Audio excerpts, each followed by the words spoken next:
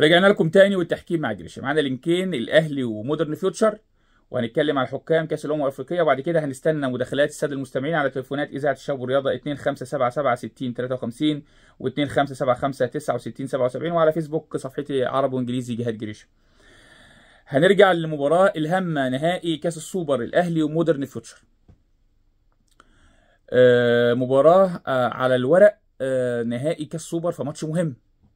طب الاختيارات، كان في 2 حكام متاحين للجنة الحكام المصرية الاختيار بينهم، كان محمد عادل وكان محمود البنا، دول اللي موجودين في ال4 حكام اللي كانوا هيصفروا في كاس السوبر، والاثنين التانيين لعبوا قبل النهائي، وفي حكم يعني واحد من الاثنين محمد معروف هيلعب، محمد معروف هياخد رابع وامين عمر هياخد رابع، لكن مين اللي هيلعب الثالث والرابع ومين اللي هيلعب النهائي؟ طيب الاختيار تم بناؤه على ايه؟ تم بناؤه، احنا معانا حكمين وحكمين كبار، محمود البنا ومحمد عادل، لكن الاختيار في لجنه الحكام المصريه ان محمد عادل هو اللي رايح يصفر في كاس الامم، وبالتالي كان الكفه دي رجحت محمد عادل ان هو يصفر نهائي كاس السوبر عن محمود البنا. محمود البنا خد الثالث والرابع ومحمد عادل خد الصفار. طب هناخد الفار مين؟ هناخد الفار برضو اللي رايح كاس كان محمود عاشور هو اللي رايح كاس وبالتالي تم اختيار محمود عاشور كحكم فار في ماتش الاهلي ومودرن فيوتشر. على فكره محمود عاشور من ماتش الاهلي وفاركو خشينا في سنه ثانوي، ما بيحكمش ماتشات الاهلي، ما بياخدش ماتشات الاهلي، لكن الاختيار كان في جرأه من فيتور بيريرا لما بنلاقي حاجه ايجابيه بنتكلم عليها بصوره ايجابيه. كان في جرأه من فيتور بيريرا رئيس لجنه الحكام المصريه ان تختار محمد عادل الاحق ان يصفر لانه رايح يصفر في كاس وتختار محمود عاشور الفار حتى لو كان بقاله فتره ما بيروحش للماتشات الاهلي، لكن ان اختيار في مباراه كبيره للحكام اللي رايحين يمثلوا مصر في كاس وكان الاختيار حقيقه كان اختيار موفق، ولما بنلاقي حاجه زي ما اقول لكم ايجابيه بنتكلم عليها بصوره ايجابيه. الاهلي ومودرن فيوتشر في الدقيقه 13 كان في هدف الاهلي الاول، الهدف كان هدف صحيح لكهربا، مفيش خطا على كهربا، لا شد ولا مسك ولا دفع ولا في خطا ولا في تسلل قبل الهدف، وبالتالي مراجعة الهدف كان هدف صحيح وهدف تم إحرازه بصورة صحيحة للنادي الأهلي. في الدقيقة 35 كان الهدف الثاني للنادي الأهلي، هدف صحيح حسين الشحات، مفيش خطأ قبل الهدف، مفيش تسلل، المراجعة تمت بصورة صحيحة والهدف هدف صحيح. لما تم إحراز الهدف الحكم كان واقف منتظر في الدقيقة 36، كان منتظر مراجعة الهدف من حكم الفار. فوجئنا بلاعب مودرن فيوتشر بياخد الكرة وبينفذ استئناف اللعب وبيروح يجيب هدف. طب اللي بيحصل ايه في الوقت ده عشان الناس المستمعين يفهموا اللي بيحصل ايه في الوقت ده؟ اللي بيحصل في الوقت ده ان المراجعه بتتم من حكم الفي ار، ولا يمكن حكم المباراه يستأنف اللعب الا لما حكم الفي ار يقول له اوكي الهدف صحيح استأنف اللعب، او الهدف مش صحيح في تسلل في خطأ في حاجه، يعني في الاخر لازم ياخد الكونفيرم التاكيد من حكم الفي ار. في اللقطه دي الحكم بينتظر، ما ينفعش نستأنف اللعب الا ما يتاكد ان الهدف صحيح. في اللحظه دي خد اللاعب مودرن فيوتشر عايز يجيب جون، وطبعا رجعوا الحكم وانتظر لحد ما حكم الفي ار اكد على القرار وبدا استئناف اللعب، وبالتالي الهدف اللي تم احرازه لمودرن فيوتشر والناس كلها واقفه ده هدف غير صحيح، لان الحكم ما سمحش باستمرار اللعب وكان منتظر قرار الفي ار ياكد هدف الاهلي الثاني. وفي مجمل القرار كان محمد عادل قراره صحيح في اللقطه دي. في الدقيقة 40 كان في انذار مستحق لاعب مودرن فيوتشر للتهور وكان قرار صحيح من حكم المباراة. في الدقيقة 49 وانذار مستحق تاني للتهور لمودرن فيوتشر. الحكام لما شافت ماتش سيراميكا والاهلي يا جماعة بقى عندهم يقين ان الانذار لما يجي تطلعه بتحل مشكلة، وده اللي حصل في الثالث والرابع مع محمود البنا. نفس الفريق سيراميكا كليوباترا محمود نفذ وما كانش عنده مشكلة، في الاهلي ومودرن فيوتشر محمد عادل نفذ وما كانش عنده مشكلة في المباراة. وبالتالي بنتكلم ان انت بنتعلم من اخطائنا، لما حكم يخطئ في تنفيذ شيء في المباراه الحكام الثانيه بتتعلم، حتى لو في نفس البطوله بنتعلم، وبالتالي التنفيذ لما يجي انذار وانذار مستحق نطلعه نرتاح كلنا وطاقم التحكيم يرتاح ومبقاش عندك مشكله. في الدقيقه 77 هدف فيوتشر الاول مودرن فيوتشر هدف صحيح، مهاجم مودرن فيوتشر ضغط على مصطفى شوبير حارس مرمى النادي الاهلي اللي تاخر في لعب الكوره، وبالتالي هو الراجل رجله في الكوره ما جاتش يمة رجل خالص حارس المرمى النادي الاهلي، ما فيش خطا قبل الهدف وبالتالي هدف صحيح تم احرازه بمجهود فردي من مهاجم مودرن فيوتشر في اللقطه دي. في الدقيقه 84 كان في ركله حره مباشره على حدود منطقه الجزاء للنادي الاهلي. كان في ناس شككت في اللعبه، لا محمد طاهر تمت اعاقته بصوره واضحه، وكانت الركله حره مباشره صحيحه للنادي الاهلي في اللقطه دي، وقرار صحيح من محمد عادل اللي كان ماشي بصوره جيده جدا في المباراه.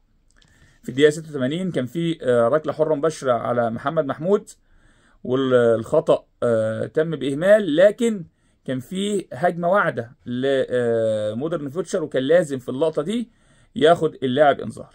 طيب وصلنا للنتيجه 2-2، ووصلنا للوقت للاكسترا تايم للشوطين الاضافيين، واتلعب شوطين اضافيين بين الاهلي ومودرن فيوتشر. طبعا البطوله من البدايه معروف ان كل المباريات بتنتهي بالتعادل، بنلجا على طول لركلات ترجيح من نقطه جزاء، لكن في النهائي كان لائحه البطوله ان في اشواط اضافيه في حاله التعادل.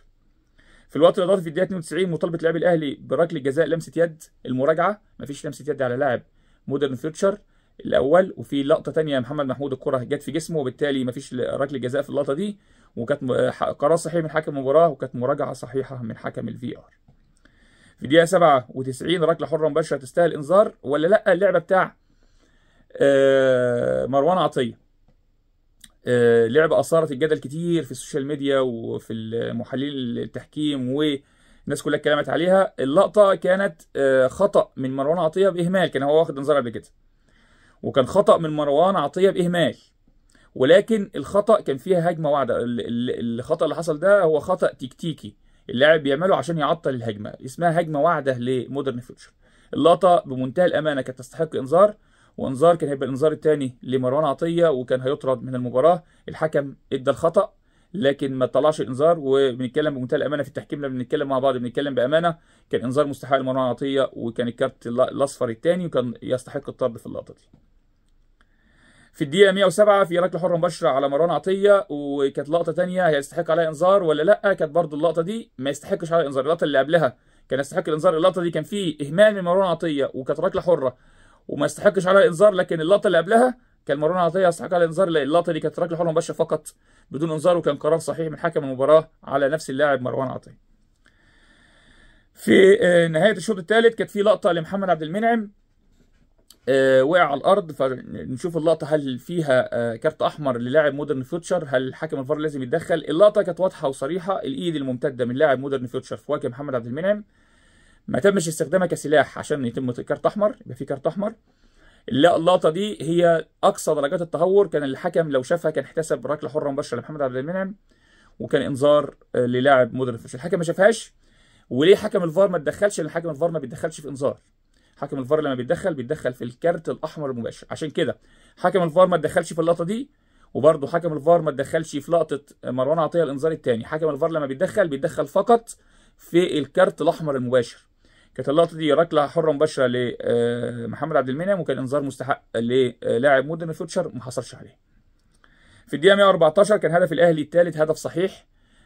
طبعا في الملعب المساعد الثاني المميز احمد حسام رفع تسلل على موديست، وكان عايز وقرروا الغاء الهدف بالتسلل. المراجعه جت من محمود عاشور حكم الفار باحتساب الهدف هدف صحيح، وفعلا بدون خطوط. كانت الدنيا واضحه ان اللاعب النادي الاهلي موديست متغطي برجل اليمين لمدافع مودرن فيوتشر.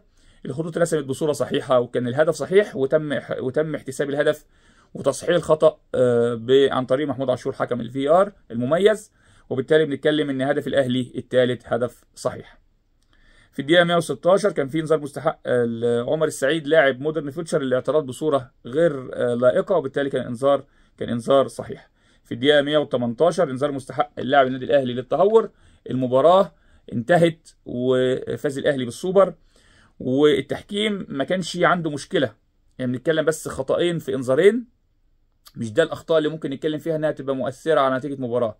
انذار مستحق على مروان عطيه لم يحصل عليه، وكان في انذار تاني للاعب مودرن فيوتشر او انذارين للاعبين من لاعبي مودرن فيوتشر ما خدوهمش في المباراه.